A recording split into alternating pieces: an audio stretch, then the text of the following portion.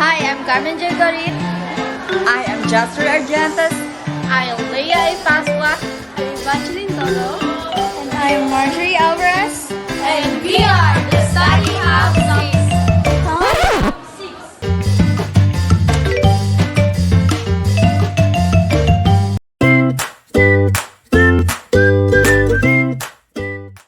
Good day everyone, I am Leia, and before we begin our presentation, let me share the objectives of our discussion. By the end of this topic, we should be able to identify and describe the different factors that influence a child's development.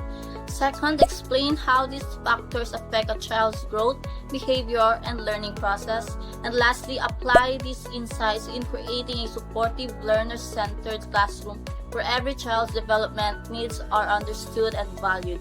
Understanding these objectives will help us realize that teaching is not just about academics, it's also about nurturing every part of a child's growth. Childhood is a time of rapid growth and change.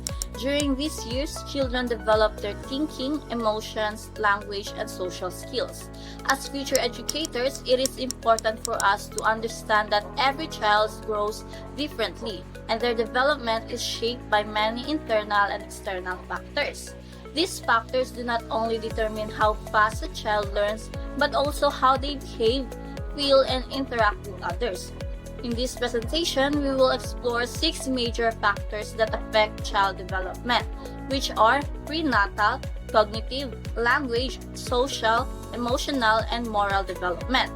Each of these plays a key role in shaping who children become, and it is our duty as future teachers to respond to their individual needs with understanding and compassion.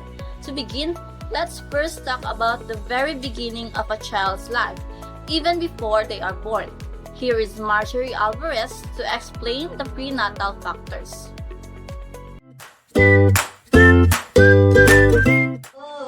Thank you, Leia. The first factor is prenatal development, which refers to what happened even before a child is born.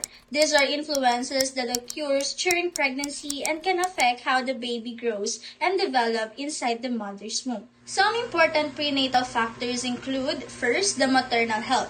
When a mother is healthy, her baby is more likely to be born healthy as well. But if she has disease or infections, this can affect the baby's physical and mental development.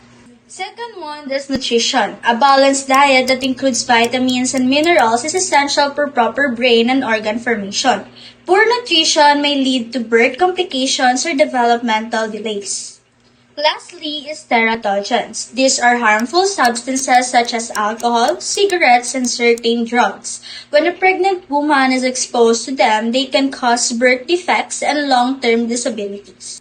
As future teachers, we must remember that some children might struggle academically or socially because of prenatal complications. That's why it's important for us to be understanding and supportive, and to work with parents and specialists in providing help and resources, especially for students who show learning or behavioral difficulties. Now that we've seen how development begins before birth, let's move forward to how children start thinking and learning as they grow. Jezreel will now discuss cognitive development. Thank you, Marjorie. The next factor is cognitive development, which refers to how children think, learn, and solve problems. Psychologist Jen Peggy believes that children go through stages of thinking, from simple understanding early during childhood to complex reasoning during adolescence. He said that children are active learners. They explore their environment and build knowledge from their experience. Meanwhile, Lev Vygotsky emphasized that learning happens best through social interactions. He introduced the concept of zone of proximal development, where children learn more effective when guided by adults or peers. Lastly, the information process.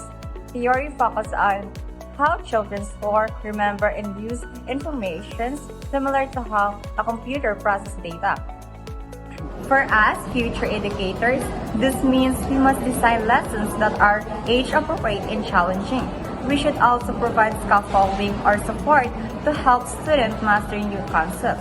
By encouraging curiosity, explorations, and creative thinking, we can strengthen their cognitive growth and help them becoming lifelong learning. Now that we understand how children think and learn, let's move on to how they communicate and express themselves.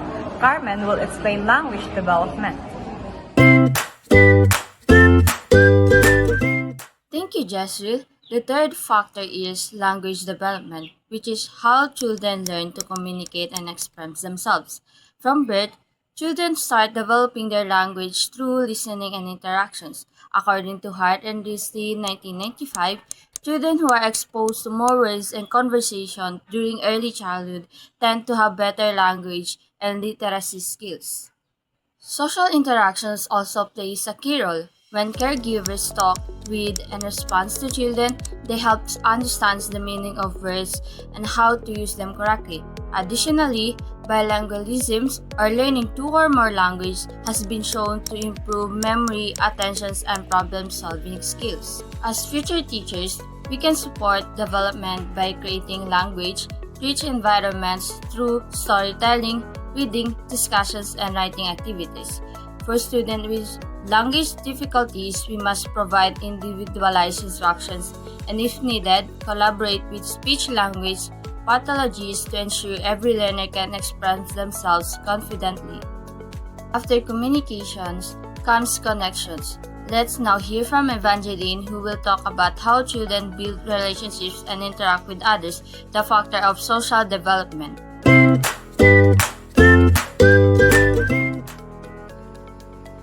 Thank you, Carmen. The next factor is social development, which refers to how children learn to build relationships, communicate with others, and understand social rules. According to John Bowley's attachment theory, early relationships with caregivers form the foundation for a child's ability to trust and connect with others. If a child feels loved and secure, they are more likely to develop confidence and empathy. As children grow, peer relationships become very important. Friends influence how they behave, think, and feel about themselves. Positive peer interactions help children learn cooperation, respect, and teamwork. Schools also play a major role in social development. That's why educators should promote social emotional learning, programs that teach empathy, emotional regulation, and positive communication. For us, pre-service teachers, it's important to create a classroom climate where every student feels accepted and included, a space where kindness and respect are practiced every day. Children grow.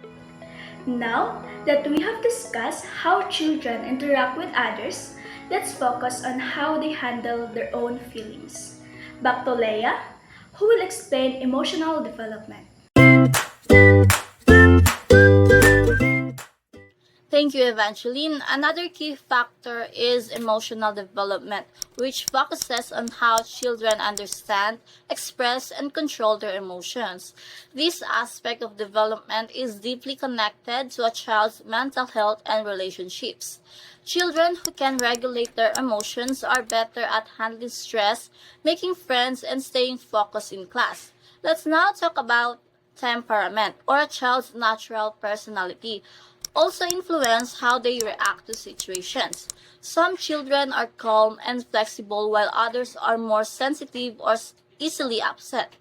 However, experiences such as trauma, neglect, known as adverse childhood experiences, can affect emotional stability and behavior.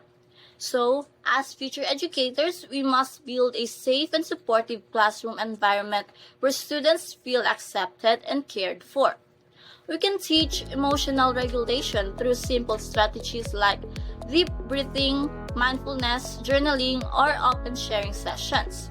So when students feel emotionally safe, they learn better and connect more positively with others. And finally, let's move on to the last factor that shaped a child's personality, their sense of right and wrong. Let's listen again to Jesril, who will discuss the moral development.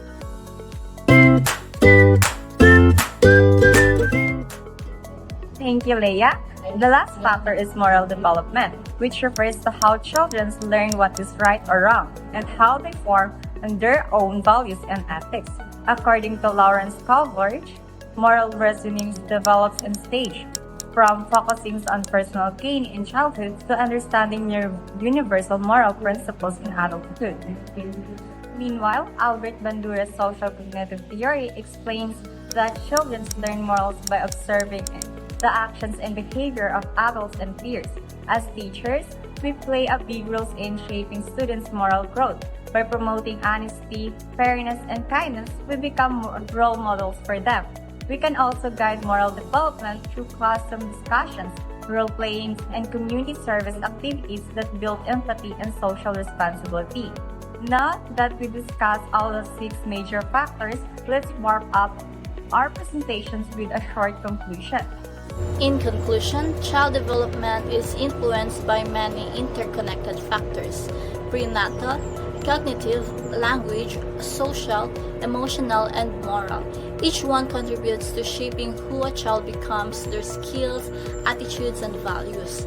As future educators, it's our mission to understand these developmental areas so that we can respond to our students' needs with patience and empathy. We are not just teaching lessons, we are guiding young minds and hearts towards becoming responsible, capable, and kind individuals. Let's always remember that a learner-centered classroom recognizes the uniqueness of every child and helps them grow not just academically but as whole human beings. Thank you for listening, and we hope you learned something meaningful from our presentation.